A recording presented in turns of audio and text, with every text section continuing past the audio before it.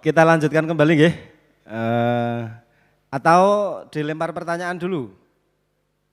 Respon, tanggapan dari teman-teman atau bahkan mungkin dari teman-teman penggiat sendiri yang akan menyampaikan unek-unek selama 21 tahun ini, ada usulan atau kendala apa bisa disampaikan di sini dan nanti bisa diperbaiki di hari-hari yang akan datang. Monggo yang mau bertanya atau merespon. Mbak yang berdua mau merespon atau bertanya? Jenengan ini termasuk wanita yang sedang tumbuh. Jadi sangat luar biasa jenengan berkesempatan untuk bisa hadir di sini mergo wedoke ya ming loro jenengan tok kuwi. Akan sangat berterima kasih kalau jenengan menyumbangkan apa ya? Pemikiran atau nembang ya entuk nek iso nembang kon ngiringi Mas Wakijo. Ada atau tidak ini yang di belakang?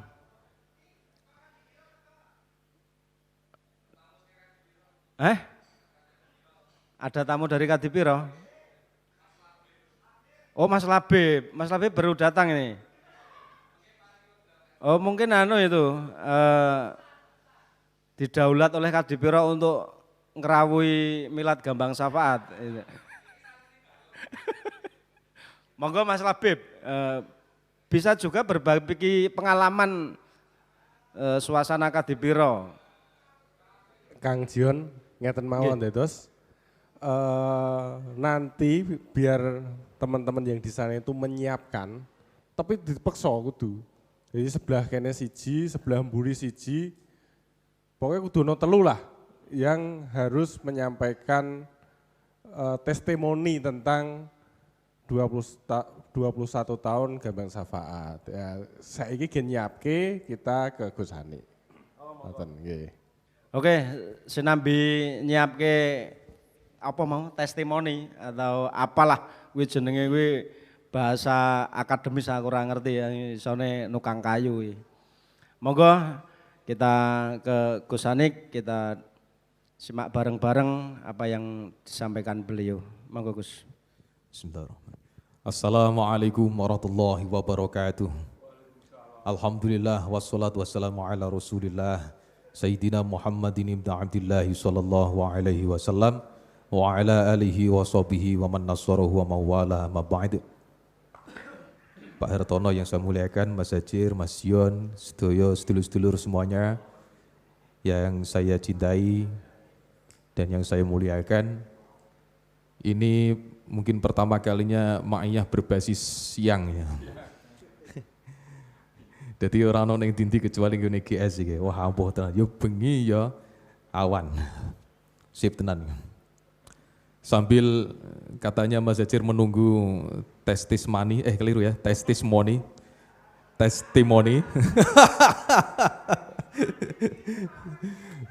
Guri rame biyen jarno ae. Kualat karepe dhewe. Sedikit saya aturkan beberapa hal yang berkaitan dengan tema pada siang hari ini. Ini sudah sore ini. Tambah suwe tambah sae. Yang jelas ada kaidah al-hayah harokah wal harokah barokah. Jadi kehidupan itu bergerak dan bergerak itu barokah. Kira-kira nek wis punya kaidah seperti itu nek diwisi ya wis ya nek. Wis cukup ya. Tapi saya ingin sedikit memedar hal-hal itu terkait dengan tambah suwe tambah sae. Dalam kehidupan sehari-hari kita itu seringkali kita dihadapkan pada produktivitas. Yang produktivitas itu sendiri memang harus dicapai melalui pergerakan. Pergerakan yang disifati pergerakan kerahmatan. Ini berkali-kali saya omong di mana-mana karena teori saya itu adalah teori kerahmatan. Iku wis dadi koyo paten dan memang jarang yang membicarakan tentang itu. Menurut para sesepuh yang saya sowan-sowani niku ada satu pengendikan yang berkaitan dengan trisula kerahmatan. Ada 3 sula kerahmatan. Yang pertama tadi disampaikan Cak Nuk ada cinta. Pertama cinta, yang kedua katakanlah ada harmoni, yang ketiga ada altruisme. Yang pertama cinta. Produktivitas yang kita geraki itu selayaknya berawal dari yang namanya cinta. Dan cinta itu harus berbenih di dalam diri yang disebut dengan apa namanya? Falikul habbi wan nawa. Jadi bersumber dari hab dan nawa. Kalau dalam bahasa Quran itu arti dari hab dan nawa adalah benih atau biji-bijian. Yang kemudian akar kata habbun, biji-bijian itu kemudian diakarkan juga ke dalam kosakata hubbun yang berarti cinta. Cinta itu bisa tumbuh karena tertempel atau terbenih melalui nawa. Nawa itu ya semacam biji-bijian yang kemudian diakari juga dengan kata niat. Nawa, makanya nawa itu dan sebagainya. Nawa itu, nawa itu, nawa. Nawa artinya adalah niat ataupun disebut dengan benih atau biji-biji tadi.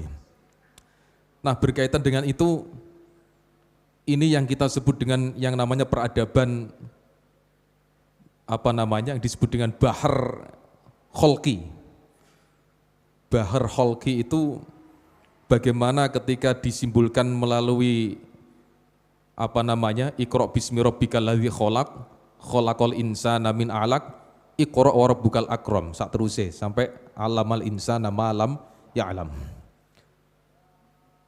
Ini akan menjadi penting ketika misalkan saya ingin menunjukkan pada jenengan semua, kenapa Iqra pertama kemudian diulang di ayat yang ketiga. Iqra bismi rabbikal ladzi khalaq, khalaqal insana min 'alaq, kemudian Iqra wa rabbukal akram. Itu ada apa?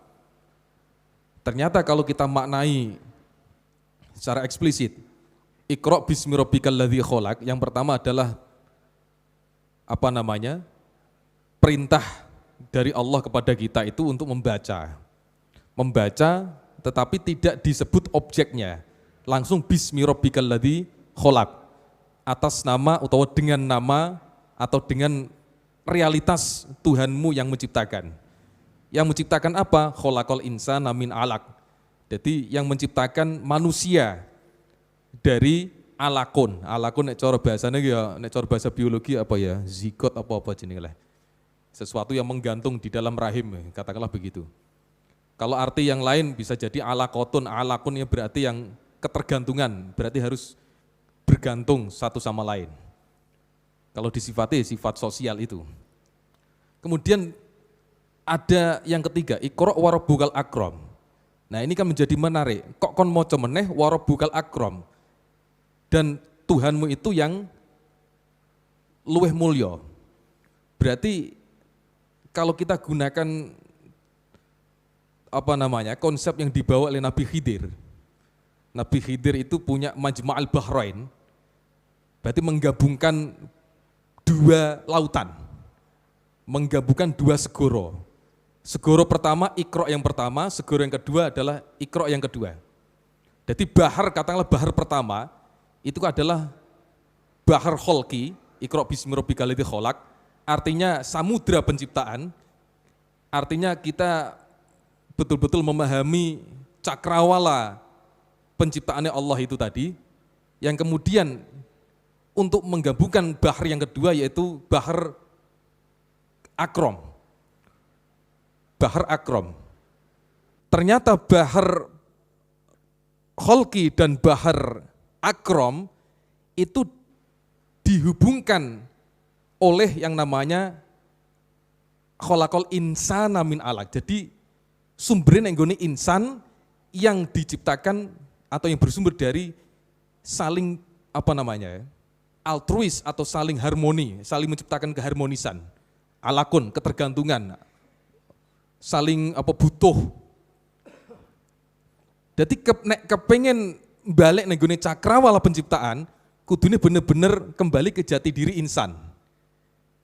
Karena jati diri insan itu untuk menghubungkan peristiwa penciptaan yang pertama, penciptaan yang dahulu-dahulu, penciptaan jati diri, untuk mendapatkan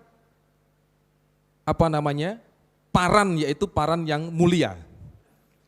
Jadi istilahnya kalau kita menggunakan siklus terusan atau siklus futuristiknya, bagaimana kita itu piye carane memahami jati diri sebagai ciptaan Gusti Allah yang berupa manusia, untuk apa? Untuk mendapat kemuliaan. Caranya apa? Caranya adalah menumbuhkan kesadaran bahwa awake dhewe iku bener-bener insan. Insan itu apa artinya? Insan itu artinya adalah, nek cara bahasanya berasal dari kata insun. Insun itu mulai tenggene Jawi niku engsun ya, engsun. Jadi diri yang apa? Diri yang harmoni. Artinya insan itu keharmonisan.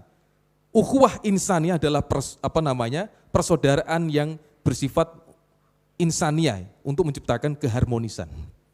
Nah, dari sini kita lihat Gambang Syafaat yang 21 tahun ini, saya yakin dan saya benar-benar menyaksikan dan memastikan bahwa ma'iyah yang ada di Gambang Syafaat dan umumnya di ma'iyah-ma'iyah lain itu bertujuan untuk menciptakan keharmonisan. Sebagaimana Gambang Syafaat punya slogan apa? Untuk untuk kesejahteraan dan kesejahteraan Indonesia dipancing aku niku kesejahteraan dan kebersamaan Indonesia. Loh kan pas. Berarti kita menggunakan kesadaran bahar kholki untuk mendapatkan bahar akromi. Nah ini teori dari atau konsep yang dibawa oleh Nabi Khidir, Majma'al Bahrain. Jadi kesadaran tentang bahar, kesadaran tentang perahu atau nanti bahtera yang ada di lautan, maka itu menjadi hal yang sangat urgen. Urgensi itu kita lihat dari betapa mulianya ketika kita melihat peta Indonesia itu seperti kapal, seperti bahtera, seperti perahu. Nah ini kan benar kita kembali ke peristiwa yang dibawa oleh Nabi Khidir. Nabi Khidir itu ya nek cara cerita umumnya ketemu Nabi Musa ketemu Nabi Khidir itu kan ada 3 peristiwa itu kan. Yang pertama perahu perahu atau kapal diremuk Nabi Khidir. Yang kedua ono bocah cilik ya dipateni, ditekek. Yang ketiga itu bangun bangunan, sing bangunan iku nggone anak yatim, sing jero niku ono harta karune, harta bendane. Nah, ini saya menemukan sesuatu yang unik. Mungkin berbeda dengan yang lain. Katakanlah kalau yang sudah-sudah itu misalkan Mbah Nun pernah mengatakan bahwa peristiwa yang dialami oleh Nabi Musa berguru kepada Nabi Khidir itu kan peristiwa untuk menggali kesadaran masa lalu, masa kini, masa depan dan masa lalu. Kan begitu. Ya memang ya. Tapi saya punya narasi yang jarang dipahami. Kenapa Nabi Khidir itu menghadirkan laku 3 seperti itu tadi? Karena untuk melehno Nabi Musa. Melehno apa bahasa Indonesia nih kayak? Angel lah, keweleh barang itu bahasa Indonesia bawa angel lah. Oh bahasa Indonesia, angel mengingatkan kurang kuat menurut gue. Yes ngono gue ya, gawe eling ya, dibuat ingat ngono ae lah. Mau melehkan ya sekarang muah. Ternyata begini, peristiwa di rusaknya perahu atau kapal. Kalau dalam bahasa Jawa namanya baito, kapal atau baito, nih cara bahasa Jawa kuno nih. Maka nanti ada terhubung dengan yang namanya Baitullah. Jadi Nusantara itu nanti terhubungnya dengan Baitullah. Ini akan menjadi perhatian besar kita itu. Bagaimana Nusantara iya janjane iku ya terhubungi ning gone Makkah, ning gone Ka'bah. Ka'bah sebagai Baitullah. Maka tradisi Nusantara itu kita lihat. Tradisi Nusantara, tradisi Timur itu tradisi napa niku? Inward apa niku? Tradisi dalam, tradisi ke dalam, bukan tradisi keluar. Given, tradisi ke dalam. Tapi apapun itu dimasukkan ke batin. Kuatnya di batin. Di apa namanya? Ya inward tadi. Karena apa? Hati itu adalah Baitullah. Gitu lah istilahnya. Hati itu Baitullah. Kan cerita umumnya gini. Dulu ketika Adam itu masih berupa perongkolan tanah. Perongkolan tanah liat gambar tanah istilahnya. Memang digawe wujud manusa. Si iblis itu kemudian piye carane iso mlebu ning gone lemah. Karena dekne iku penasaran, jurune iku ana apa kabeh. Akhirnya dia menyelinap di dalam apa tanah apa jenenge lah. Gumpalan tanah yang akan dibuat berwujud manusia Adam itu. Akhirnya metu ndi ora iso-iso mlebune kondi. Masuknya keluarnya mana? Keluarnya masuknya mana? Kalau alih bahasa Indonesia ya. Akhirnya ketemu di wilayah sekitar Udel. Makanya disebut Del. Dan ini didel karo iblis, mulai disebut Udel. Dan menjerut terus kemudian apa jenenge berselancar. Akhirnya dia bisa menyelinap di apa namanya embrione tangan. Kemudian ono sirah, ono kaki dan sebagainya. Kecuali satu yang tidak bisa dimasuki, yaitu apa? Hati. Namanya baito itu tadi. Karena apa? Al-qalbu baitullah. Karena hati adalah baitullah. Nah, saya kembali ke tadi Nabi Khidir. Kenapa perahu yang diremuk? Karena untuk melehno Nabi Musa. Macam Musa itu kan kakean komentar, gurung-gurung kakean komentar. Makanya ketemu Nabi Khidir sing melehno deknen. Ya maklum Nabi Musa itu gede dhuwur, ya paling ora kaya aku ngene iki. Nabi Musa gede dhuwur, tegas, keras. Akhirnya diwelehno Nabi Khidir. Jenengan ngejur perahu niku pripun? Akhirnya dijelasno oleh Nabi Khidir. Kowe ra eling. Zamanmu ketika masih bayi, diklentirno karo mbokmu, iku ditumpakno apa? Perahu. Ditumpakno kapal sing apik. Makanya kalau ada perahu yang bagus, itu pasti nanti sing juga adalah penguasa, yaitu Fir'aun. Sing juga penguasa. Mulane akhirnya perahunya dijukuk, akhirnya nggone istanane Fir'aun, jebule ana bayi, kemudian bayi ini dihormati, yaitu Nabi Musa. Nabi Musa cilikane dihormati Fir'aun. Mulane santai wae, sampean dirumati wong zalim iku ora masalah. Dirumati apa penguasa sing zalim santai-santai sik wae.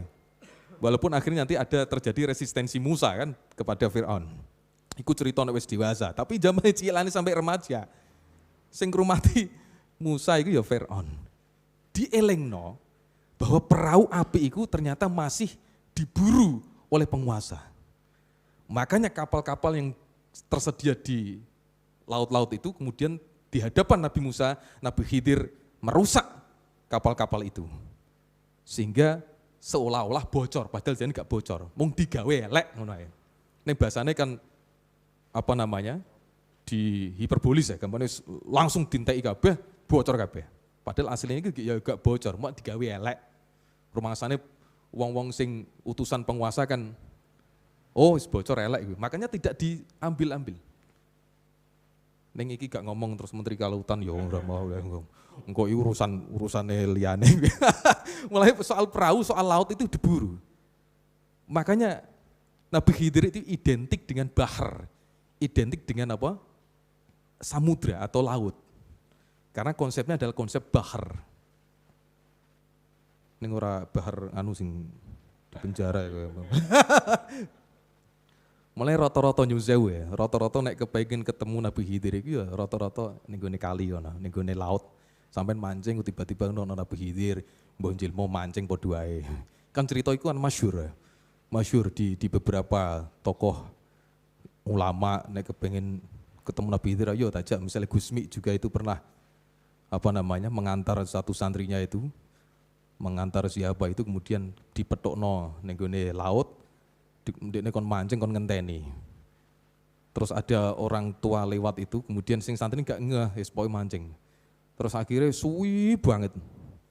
Kemudian santri ini terus tangklet kalih Gusmi. Lah pundi hari Dewi Mustani Nabi Khidir badhe liwat. Lah mau. Lho tiyang sepuh. Lah iya iku. Lah salamu dhewe ra mbok sapa. Wah, keliwat wis ilang. Ternyata rata-rata cerita dari kiai-kiai, cerita dari para ulama itu rata-rata Nabi Khidir itu biasane nek gone pinggiran laut. Paling ora nek gone Pantura lah. Rata-rata itu biasanya riwa-riwi nek gone Pantura. Mbon pantai utara apa pantai selatan kira. Kita ngono kan, nek pengen ketemu Nabi Khidir nongkrong nih gini. Apa ya? Di Mairo Kocol. Lha sapa ngerti kan, udah sapa coba ngono iki. Lah itu diwelehno soal perahu. Maka kita andaikan kalau maknya itu sebagai perahu, itu perahu yang bagaimana? Kalau perahu yang sangat bagus berarti dilirik oleh penguasa-penguasa. Tapi kan kita harus memakai strategi Khidir. Itu apa? Api koyo apa? Ya biasa-biasa wae. Artinya apa? Ya ora terus pamer wae, ora terus pamer kemewahan dari perahu itu, tidak pamer dengan api wujud dari kapal itu kan tidak. Soalnya apa? Engko nek ketok ngono ki ya malah dilirik mbok dia apa-apa nih. Makanya kita membuat menjalankan strategi Khidir itu apa? Ya ita-ita diremukno padahal gak remuk. Ita-ita ngono ae. Nah, itu salah satu Nabi Musa diwelehno soal perahu. Nomor 2. Soal Nabi Khidir mateni cah cilik. Cah cilik kemudian cah cilik langsung dipateni Nabi Khidir. Iku ternyata Nabi Musa itu keweleh padha ae. Hanya kewanen, Nabi Musa itu kewanen tokak takok komen kuwi. Merguru kakean komen. Akhirnya kan di sekolahan sing diarani merguru, sing diarani murid sing aktif komunikatif. Padahal kakean cocok ya. Durung dikon ngomong sih, akhirnya kan sok-sok komunikatif. Ya mbok gosek ngono lho. Ngrungokno sik, ngono bar. Nek wis diaturi takon karo gurune ya nanti ngomong takon. Saiki kan ora gaene communicative learning. Pembelajaran komunikatif. Ya ngono ya apik cuma ya ono empan-papane lah ngono iku kudune kok. Nabi Musa. Ya jan Nabi Musa itu pernah ditakoni Gusti Allah iku. Sa Musa ono ora ning donya iki sing luwih pinter kok kowe. Nggih boten wonten Gusti. Melepuke Nabi Musa iki, sombong Nabi Musa. Wah, akhirnya keweleh kuwi akan dikon nemoni yang namanya Nabi Khidir itu. Nah, soal cah cilik mau, dene takon, "Pripun kok Nabi Khidir? Lah kok jenengan malah mateni bocah cilik iku ora duwe dosa apa-apa. Kok mbok pateni?" Akhirnya dijawab oleh Nabi Khidir, daripada kowe pernah mateni sing wis tuwa, sing wis duwe akal. Ternyata Nabi Musa kan pernah membunuh seseorang juga. Cuma orang mateni tapi dikampleng mati. Nabi Musa kan ampuh ya. Sekti. Dan kebetulan sing dipateni Nabi Musa itu wong Bani Kibet, wong Bani Kibti. Bani Kibti itu Bani Fir'aun itu, maksudnya orang-orang Fir'aun. Nabi Musa kan Bani Israel. Jadi dulu gegeran antara Bani Israel dan Bani Kibti itu biasa. Wah, akhirnya geger Nabi Musa yo ketok kerenge ngene iku kuampleng mati. Mati akhirnya dia lunga. Wong-wong gak ngerti aslinya. Awalnya tidak tahu bahwa yang membunuh sing ngampleng Nabi Musa gak ngerti. Geger akhirnya liya dina meneh. Ana geger meneh. Wong ngamen dikampleng Nabi Musa. Terus sing Nabi Harun, "Sik, Nabi, ojo mbok kampleng ngono mati kaya ndike." Ngomong do ngerti. Lho jebule sing mati ini Nabi Musa. Wah, akhirnya dikejar, makanya Nabi Musa akhirnya melayu tekan Palestina. Sebelum tekan Palestina itu ketemu dua putrinya Nabi Syuaib itu. Sing apa itu nimbo cara saiki ya umbah-umbah nek sumur nek gawane dua putrinya Nabi Syuaib. Lah sumurnya kan sumur miring sing ora wis angel gamane terus ketumpangan watu. Akhirnya Nabi Musa lewat itu kemudian ndekne iku ya gampang-gampangannya ya cari muka lah. Nabi Musa cari muka. Cari caper. Ya caper ala Nabi Musa ora caper alamu. Akhirnya dijunjung nganggo tangan siji. Oh, itu kan laki-laki itu kalau kuat mesti jadi perhatian perempuan. Mulanya salah satu putri itu dilala adine langsung melirik Nabi Musa, seneng ah. Ya Allah, ana wong lanang kok kuate ngono. Ngangkat tangan kiwa, kuat apa? Ngangkat watu tangan kiwa. Akhirnya didandani sisan, sumurnya didandani. Nah, peristiwa itu ya diwelehno karo Nabi Khidir berupa bangunan anak yatim. Lho kok bangun terus lapo? Gunane lapo? Lah kowe bangun gelem apa ora mau? Lah pun bareng itu berarti kan kula nggih purun nah. Lah pamrih apa ora? Mboten pamrih. Lah nek ngene Pak ora pamrih kok dhisik kok pamrih kowe? Ketika bangun sumur pamrih ha?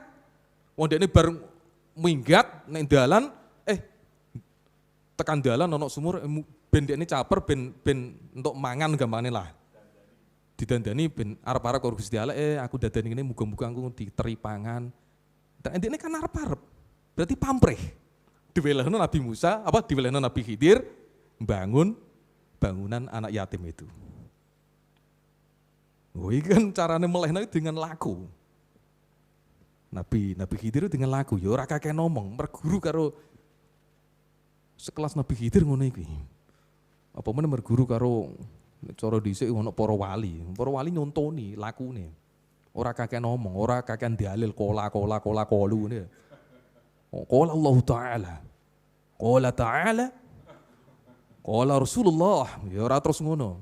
Ya meskipun ku ya apik, cuma kan ada adab sendiri yang dipakai, yang dikembangkan oleh para wali, para ulama, sing khas Nusantara, yaitu khas Bahtera itu tadi. Untuk mencapai apa? Untuk mencapai kesadaran Baitullah.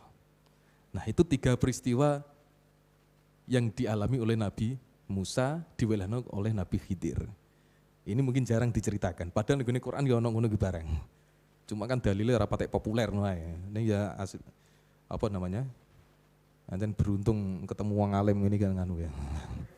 Ngerti dalil-dalil sing ora umum terus tak sampaikan.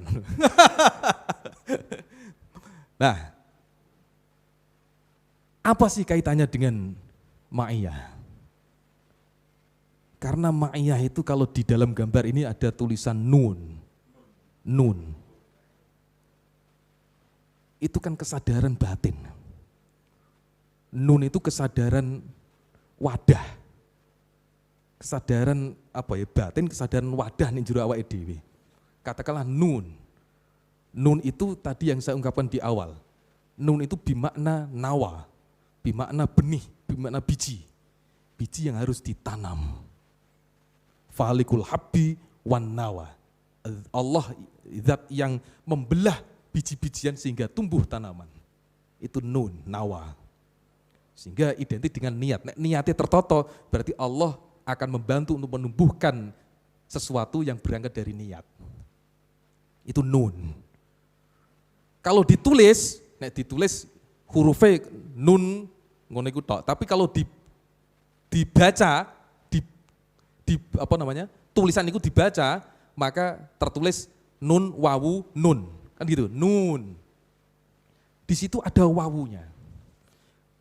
Kalau kita menggunakan dimensi ma'anil huruf, makna-makna huruf hijaiyah, nun itu yang berarti nawa, yang berarti niat atau berarti wadah, wawu itu bermakna harmoni. Ini terkait dengan trisula kerahmatan, yang kedua adalah harmoni. Wi'amun, yang berarti harmonitas, harmonis.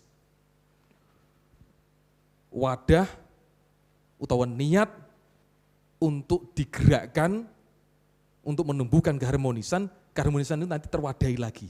Kan nun, wawu, nun. Nek ditulis ya nun, ono nune, ono wawune, ono nune.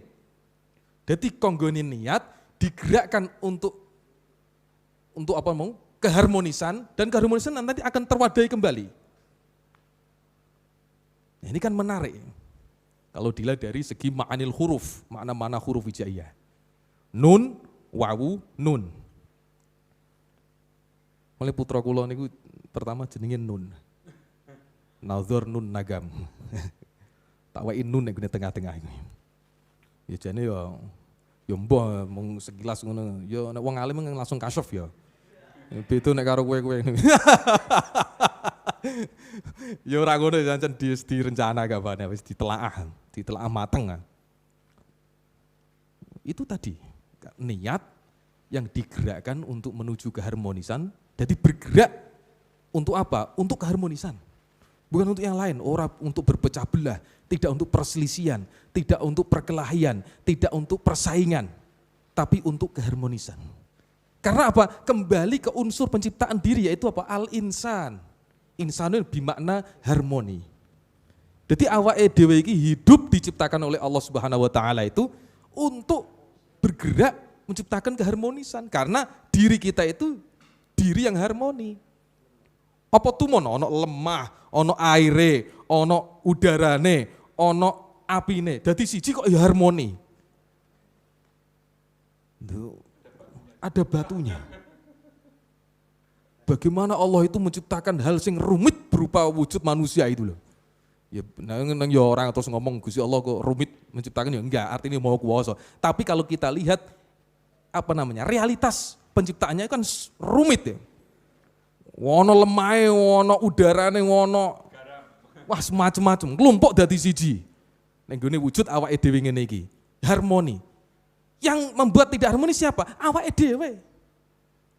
Kita sendiri yang mengelola kok. Makanya mengelola itu merujuk ke mana khalifah. Khalifah itu artinya pengelola. Saleh dhewe dimaknai pemimpin. Mulai kula mboten setuju niku. Ning kula mboten wani nek aku ngomong anti khilafah, mboten wantun kula. Mulai dhisik pernah ditakoni yo ngono iki. Jenengan niku napa Gus? Pro napa kontra khilafah? Tak jawab pro khilafah, arep lapo wae. Nenging pemaknaan khilafah yang saya maknai tidak seperti makna yang dimaknai oleh sebelah. Aku moh nek kuwi. Karena entitas maknanya adalah itu tadi yang saya gambarkan itu tadi. Artinya mengelola. Mengelola diri angel ngene memang mengelola njaba gayane iku lah. Akhirnya tukaran ae ngono. Tukaran kok di Jakarta ngono iku nganti saiki. Ruwet kabeh antara ulil aidi dengan ulil amri. Antara ulil amri ya dengan gamane ulama apa habaib. Mal cetho ngomong habaib. Ulil aidi ya gampangane aparatur negara iku ulil aidi. Ulil amri iku ya gampangane apa? Kepala pemerintah istilahnya, kepala negarane. Terus ono ulama didu kabeh. Akhirnya ngono kuwi karena pemahamannya beda-beda. Nah, konsep Nusantara itu adalah konsep untuk menumbuhkan kesadaran jati diri. Kalau kita lupa dengan jati diri, maka berantakan kabeh. Tadi di jalan saya melihat itu tulisan spanduk itu, tapi tulisan pilokan. Ya tulisannya jati diri. Apa tulisannya mau nggone sampangan apa nggone mau lho, nggone apa Kaligarang mau lho.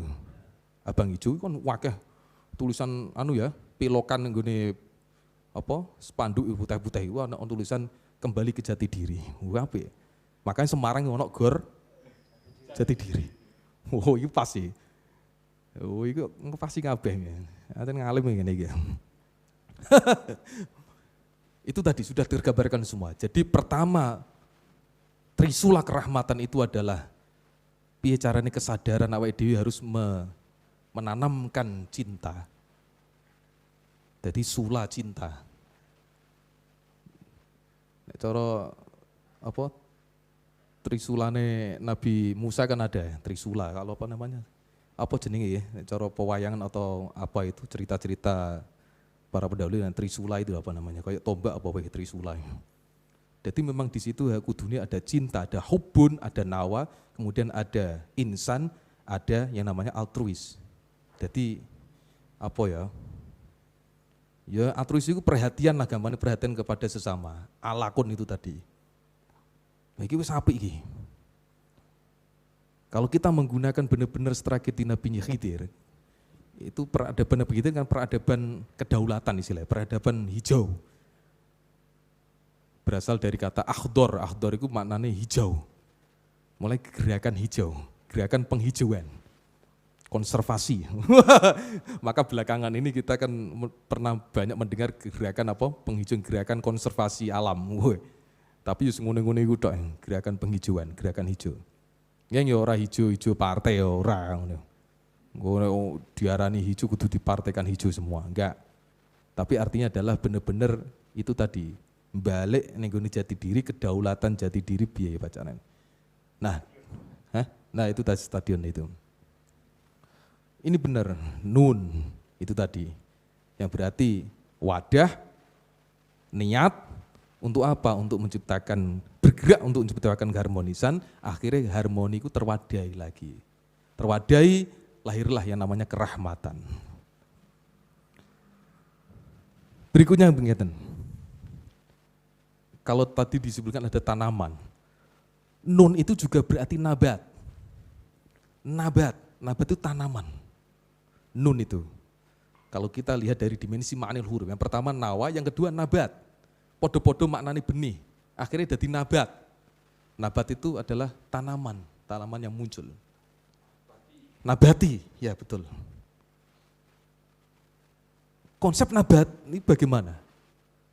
Konsep nabat itu berarti awake dhewe nandur benih atau bijine, terus nek tukul, dibantu oleh Allah tukul ngono iki, terus awake dhewe menyirami terus menerus, nandur yo ngopeni nyirami, akhirnya engko yo nek wit-witan nek woh ya dadi woh. Kalau pohon buah-buah itu, kalau tanaman bunga berarti nanti ada bunga yang mekar, itu wohe mekare bunga. Nek tanaman jeruk misalnya, ya wohe jeruk, namanya Allah, woh, malah jenis Allah, woh. Dari ayat, akar, dari nawa itu bijian, kemudian mengakar, membelah falikul habbi wan nawa, mengakar, jenis oyot, mulai oyot di ayat itu, kemudian tumbuh sebagai nabat, dan akhirnya menjadi tumbuhnya adalah Allah, kerahmatan, wohnya. Nah ini konsep yang sangat bagus di dalam Quran itu, wahwa ambatakum. Gusti Allah sing nukulno kalian semua. Sing nukulno. Cara nukulno apa ya? Itu tadi nawa itu loh, cinta. Trisula, kerahmatan. Cinta, harmoni, altruis. Maka nek ngomong misalnya kalau kita kaitkan dengan pendidikan itu ya nabat. Setiap orang itu nabat. Setiap orang itu tanduran. Dan mesti heterogen tanaman itu. Ono tanaman sing diarani mangga, ono jambu, ono sak panunggalane, ono sing bunga-bunga. Tentu perlakuannya juga beda-beda. Kalau ada kurikulum yang menyampaikan kok ngono iki dan dipaksa untuk ngono iki, berarti nanti terjadi kerusakan tanaman. Karena perlakuannya berbeda-beda.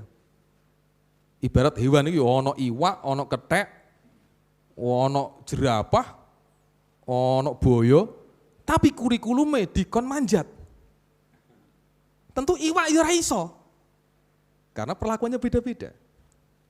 Sebagai manusia itu, sebagaimana manusia juga. Perlakuannya juga berbeda-beda. Tetapi perlakuan yang dimaksud di sini disamakan berarti penyamaan filosofi nawa.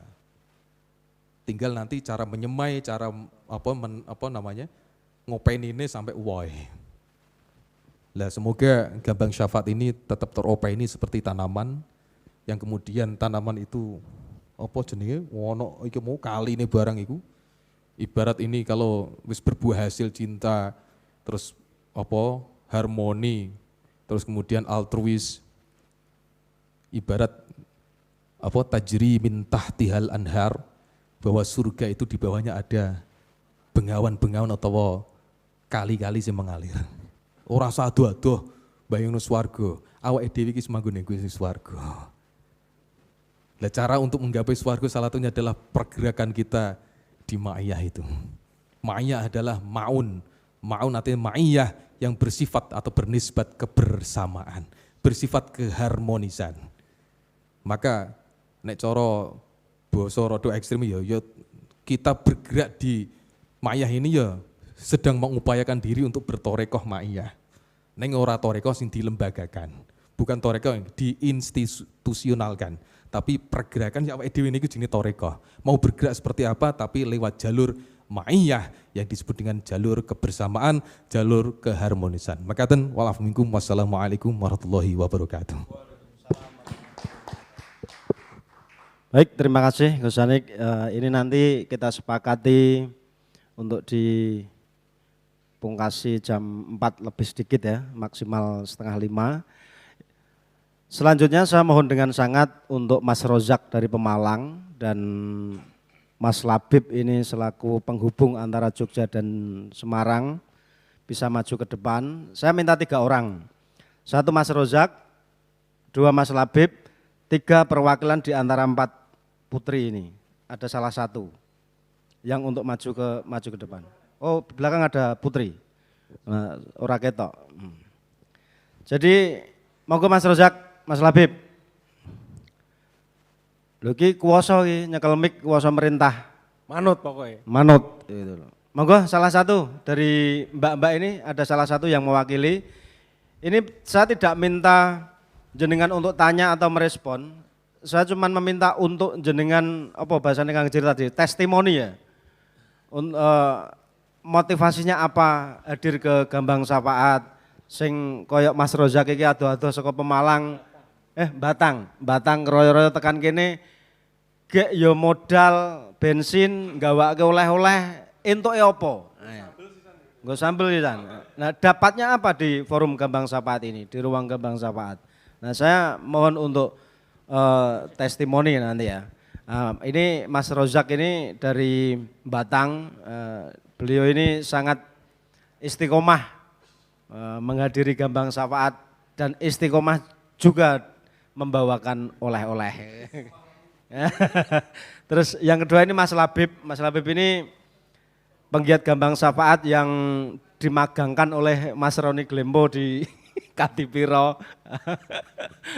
Bahasa tepatnya ketoknya ngono Bib. Dan saya juga pernah dikasih sarung sama Mas Labib ini, Om Hartono.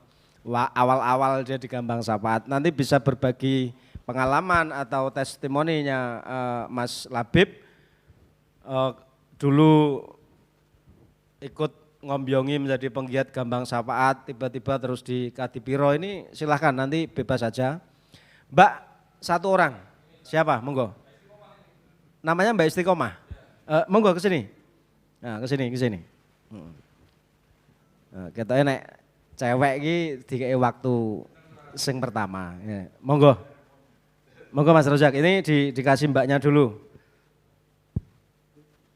Pertanyaan boleh, respon boleh. Yang utama adalah testimoni. Kenapa jenengan ke Gambang Syafaat? Bismillahirrahmanirrahim. Assalamualaikum warahmatullahi wabarakatuh. Waalaikumsalam. Nama dari mana? Nama saya Wafia Istiqomah, biasa dipanggil Isti. Di rumah saya Ngalian. Saya Asli Ngalian? dulunya di Kerapia, terus pindah Ngalian. Tapi asli domisili Semarang? Ya, domisili Semarang. Istiqomah? Istiqomah. Iya. Terus jenengan sudah berapa lama mengikuti Ma'iyah? Sekitar kurang lebih 2 tahun. 2 tahun. Sejak di Baitur Rahman dulu. Berapa kali hadir di Gambang Syafaat? Gak tahu, gak bisa dihitung. Oh, enggak bisa dihitung. Alhamdulillah, bagus. Oke, silakan lanjut. Testimoni saya ikut Gambang Syafaat itu di sini itu keterbukaan pikiran, terus gimana ya, susah ngopinya Pak. Bebas saja, bebas, rasa grogi. Mas Roni di belakang kok nanti. pikiran jadi lebih terbuka, terus nggak fanatik pada satu masalah atau apa gitu. Bakune nyaman di Nyaman. Gambang Syafaat ya. Iya, Nyaman lagi ketika nanti jenengan mendapatkan jodoh dari penggiat Gambang Syafaat. Ndak iki guyon nek iki. Lanjut ada lagi? Sudah. Berarti hadir di Ma'iyah adalah karena Ma'iyah itu keterbukaan gitu ya. Iya, memberikan Keterbukaan dalam pikiran. cara berpikir gitu. Iya. Oke. Mas Rozak monggo pindah ke Mas Rozak dari Batang. Assalamualaikum warahmatullahi wabarakatuh. Yo kenal ke mungkin ada 1-2 yang tidak kenal jenengan. Pantes-pantes ngono. Nama saya Miftahur Rozak. Banyak teman-teman saya yang manggil Rozak, juga tidak sedikit yang manggil gendut. Ya. Padahal luwih gendut Mas Roni. Rozak jelek ya. Rozak jelek. Soalnya Facebooknya Rozak jelek. Saya berarti ngerti Gambang Syafaat itu tahun 2014. Waktu masuk Semarang 2013, saya belum tahu kalau Gambang Syafaat itu ternyata di Baitur Rahman. Dulu saya cuma mengikuti di YouTube, seneng di YouTube. Terus ada videonya Mbah Nun yang Kado Muhammad itu kan, sering diputer di TV kan. Terus cari di YouTube. Dulu akses internet kan nggak semudah sekarang. Punya HP terus punya kuota bisa langsung cari Cak Nun kayak gitu kan nggak bisa. Dulu saya taunya Cak Nun itu ya budayawan, nggak pernah berpikir kalau saya bakal kenal lebih dekat dengan orang-orang yang kenal lebih dekat sama Mbah Nun kayak gitu. Terus itu berawal dari kegabutan sebenarnya Mas. Waktu tanggal 25 main-main ke Simpang 5 ternyata pas waktu lewat depan Baitur Rahman kok ada rame-rame gitu. Terus mampir ke sana. Mampir kok nyaman. Sebenarnya saya keluar ke kota itu karena sedang banyak masalah. Kan, Berarti Gambang Syafaat menjadi salah satu tempat pelarian jenengan juga ya? betul. Makanya ketika Pak Habib Ilyas ngendiko 25 tiap tanggal 25 itu hari Gento Nasional itu saya sangat bersyukur sekali karena wah saya diterima di sini. Akhirnya berlanjut seneng sampai sekarang. Dulu saya tidak kenal sama Mas Roni, kenal sama Mas Jion, nggak kenal siapa mereka siapa kayak gitu nggak kenal. Saya dulu seneng kalau setiap pasca acara Gambang Syafaat melu ngewangi gulung tiker bareng teman-teman. Itu ada teman saya yang ikut jatuh. Kok kayaknya saya datang ke sini tidak sedekah apa-apa kayak gitu. Sedangkan Mbah Nun jauh-jauh dengan kepadatan kegiatannya masih menyempatkan waktu untuk nyambangi anak cucunya. Padahal mereka kan bukan siapa-siapanya Mbah Nun, tapi Mbah Nun begitu gemati dengan kita kayak gitu. Makanya wah saya sedekah apa ini, ternyata ada karpet yang memang harus digulung, akhirnya saya gulung karpet. Dari situ saya kenal sama sekjen, terus pas waktu sinau bareng di berbagai tempat kenal, akhirnya memberanikan diri buat kenalan kayak gitu. Oh, Mas sing saking Gambang Syafaat kayak gitu. Akhirnya sampai sekarang ibu tahu kalau saya aktif di sini, tiap sebelum tanggal 25 itu selalu ngingetin, wah sedilo meneh tanggal selawe iki berarti ning Semarang ya. Seperti itu. Dan ibu yang semangat ameh digawake opo kanggo cah-cah sing ning kono terus niku. Makanya kemarin kan kebetulan saya hidup di desa kan ada banyak makanan yang bisa diolah untuk dibawa ke Semarang. Ada jengkol, pete, karena cuma bisa sedekah itu ya udah saya bawa ke sini kayak gitu, Pak. Terus apa harapan jenengan untuk Gambang Syafaat ke depan di usia yang ke-21 tahun ini? Iya, sehat seger waras selalu karena ini keadaan Indonesia yang sekarang lagi gayeng kayak musik dangdut itu koplone banter banget lah. Gambang Syafaat sebagai penyeimbang wis ora ngurus terus ora bahas Indonesia, pokoknya kowe teko rene kowe sedulurku. Saya merasakan itu, makanya saya benar-benar izin sama istri sama ibu tak ten Semarang mah acara Gambang Syafaat ya wis mono sing hati-hati. Bahkan waktu milad kemarin, milad tahun kemarin kan hujan deras itu Mas. Iya hujan deras. Itu saya maju mundur, sudah mau berangkat dari sore di Batang itu hujan deras banget, memang nggak berhenti. Tapi ibu tetap ngomong lagi wayai ulang tahun, kok nek Mbah Nun teko kowe gelo. Akhirnya saya berangkat dan memang bener-bener seneng. Wis orang ngurus Mbah Nun teko apa ora, karena menurut saya Mbah Nun yo teko wong iki acarane Mbah Nun. Mbah Nun mesti teko. Ya seperti itu Mas. Oke, berarti sepakat ya bahwa ini salah satu contoh, Mas Rozak ini menjadi salah satu contoh bahwa ruang Gambang Syafaat itu tambah suwe tambah sae. Sing maune menggelar karpet awal-awal loh, njuk mundak gawake oleh-oleh jengkol, pete lan sak piturute. Ah sesuk-sesuk meneh munggah terus ora apa-apa, ora meng petel jengke, ora meng petel jengkol karo pete. Ning yo sak kanca-kancane gitu loh. Oke, terima kasih Mas Rozak dari Malang. Monggo Mas Labib. Mas Labib ini saya punya kenangan bagus ini Mas Om Hartono sama Mas Labib ini. Awal-awal kenal saya di Gambang Syafaat itu aku ngomentari postingannya dia di Facebook. Sarungmu apik. Njuk ketemu berikutnya Kang niki kagem jenengan sarung. Wah, apik. Matur nuwun Mas Labib. Monggo Mas Labib. Nah, Mas Labib ini sekarang sedang berada di lingkungan Rumah Makyah Kadipiro. Nah, teman-teman kalau ngarani Labib ini santri daleme Kadipiro. Ya, monggo Mas Labib. Nggih, matur suwun. Perkenalan nggih. Apa mboten? Oh nggih. Kula nami kula Labib Fuadi. Kula asli saking Demak dan sebelumnya memang tahu beliau Cak Nun, Mbah Nun itu berangkat dari ya budayawan. Belum tahu kalau memang beliau juga ada jamaah Ma'iyah. Terus dan di situ lingkungan teman-teman saya juga ada yang mengikuti. Terus saya tertarik. Awalnya hanya mengikuti virtual lewat YouTube. Terus ternyata kok di Semarang ada jamaahnya.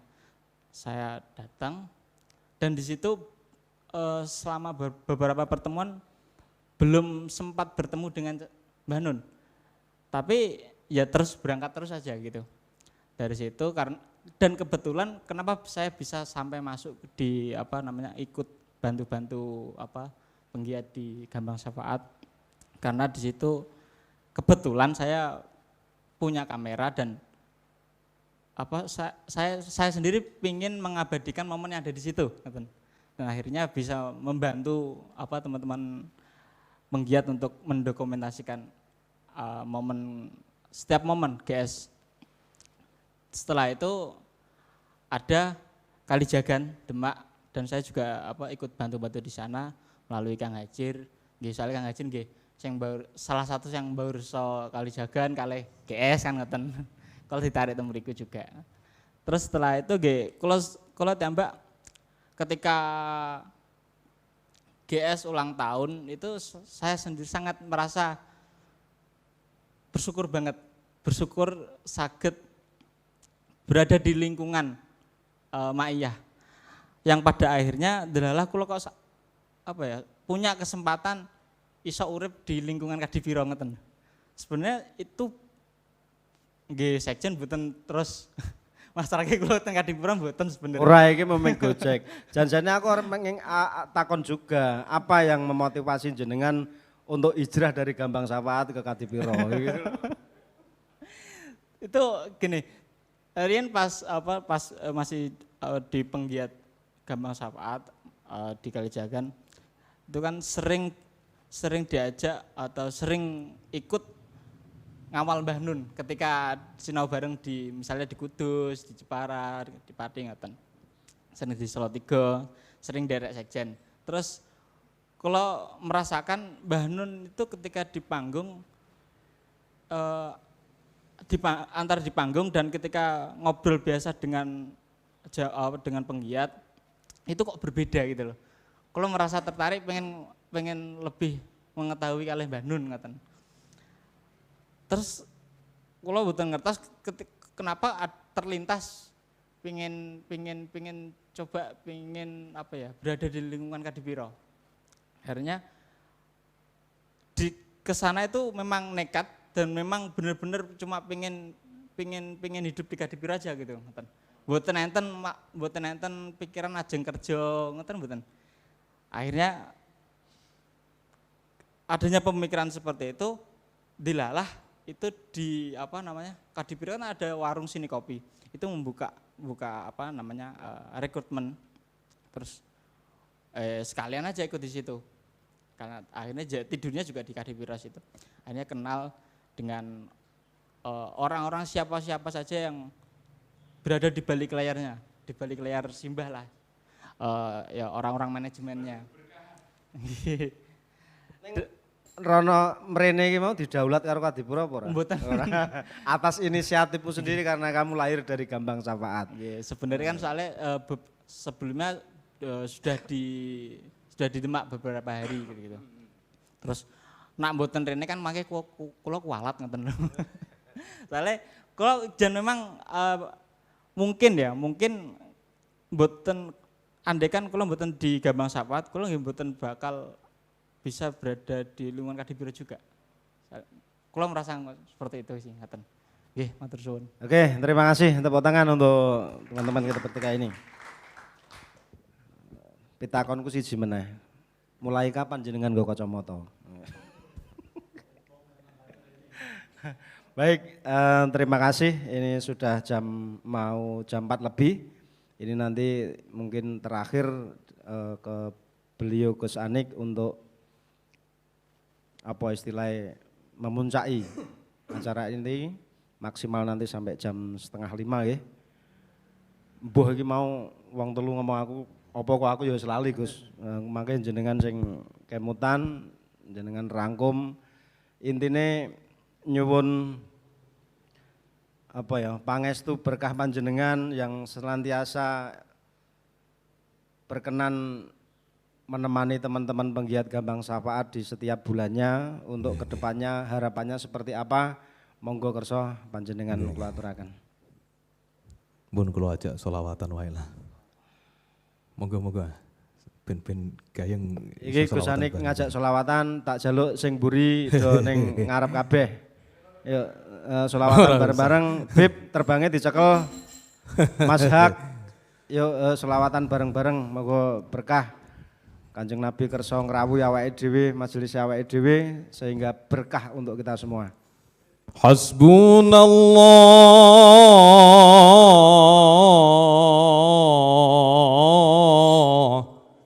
wa ni'mal wakil.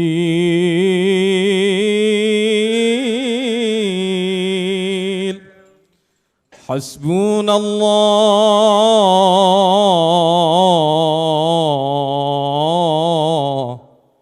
wa ni'mal wakil.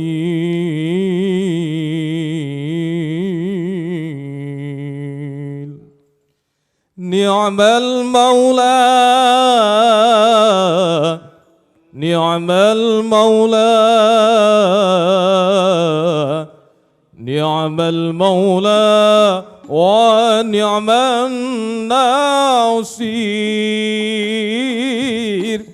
Ni'mal maula, ni'mal maula, ni'mal maula wa ni'man nasir. Hasbunallah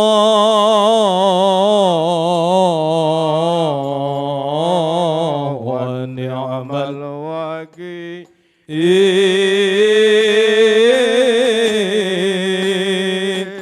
حسبنا الله ونعم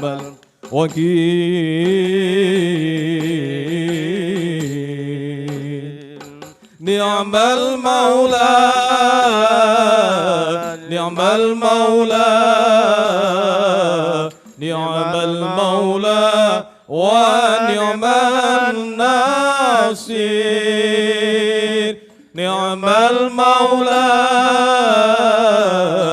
نعم المولى نعم المولى ونعم الناصر حسبنا الله ونعم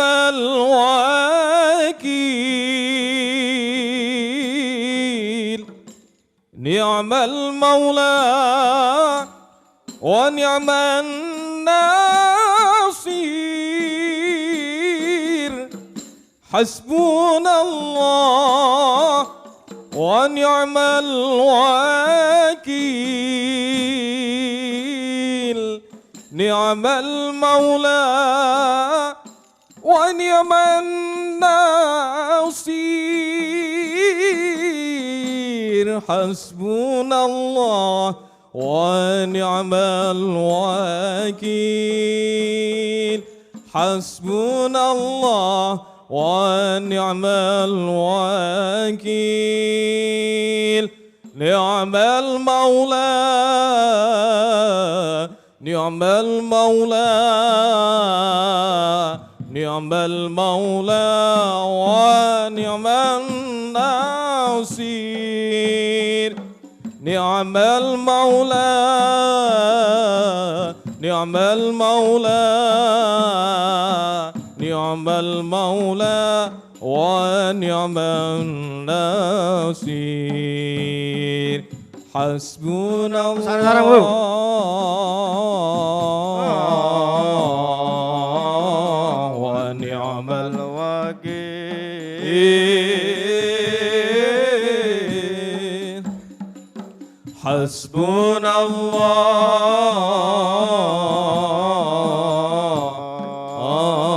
ونعم الوكيل نعم المولى نعم المولى نعم المولى ونعم الناصر نعم المولى نعم المولى نعم المولى ونعم الناصر حسبنا الله ونعم الوكيل نعم المولى ونعم الناصر حسبنا الله ونعم الوكيل نعم المولى ونعم الناصر حسبنا الله ونعم الوكيل حسبنا الله ونعم الوكيل نعم المولى نعم المولى نعم المولى ونعم الناصر نعم المولى نعم المولى ونعم الناصر حسبنا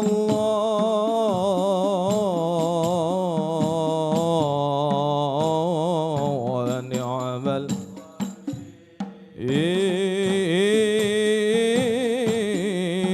الوكيل حسبنا الله ونعم الوكيل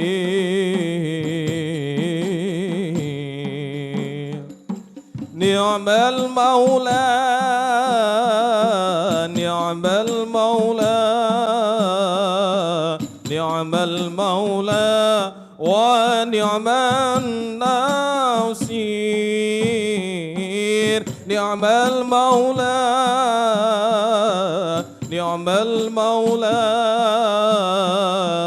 نعم المولى ونعم النصير. Matur nuwun mekaten tutupan kula mugi-mugi bermanfaat. Amin Allahumma amin. Al-Fatihah.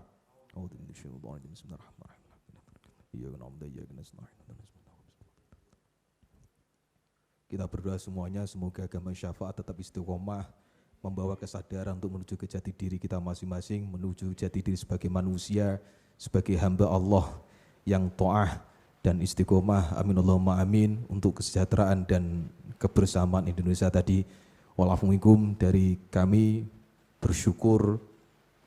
Mungkin saya tidak bisa berjasa apa-apa, hanya gampangannya seperti yang disampaikan sebelum-sebelumnya, itu melu nyedulur. Mungkin dengan persaudaraan kita itu menuju ukhuwah insaniyah, ukhuwah basyariyah, ukhuwah watoniyah, dan tentu ukhuwah kauniyah. Amin Allahumma amin. Wassalamualaikum warahmatullahi wabarakatuh. Terima kasih, kita sudah di penghujung acara. Mudah-mudahan acara pada hari ini membawa kemanfaatan untuk kita semua. Terima kasih dulur-dulur yang sudah rawuh, yang sudah menyiapkan segala sesuatunya sehingga bisa terselenggara acara ngaji bareng Ma'iyah Gambang Syafaat di edisi 25 Desember 2020 ini. Terima kasih Om Hartono. Dan terima kasih untuk semuanya. Saya selaku moderator minta maaf yang sebesar-besarnya jika ada kekeliruan kata dan tingkah laku saya. Assalamualaikum warahmatullahi wabarakatuh.